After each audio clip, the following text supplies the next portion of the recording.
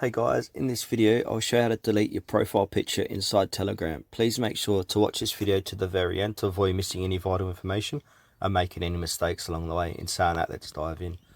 Alright, go ahead and open up your Telegram app on your phone, and then from here click on the three bars top left hand corner of your screen, and then click onto your profile picture.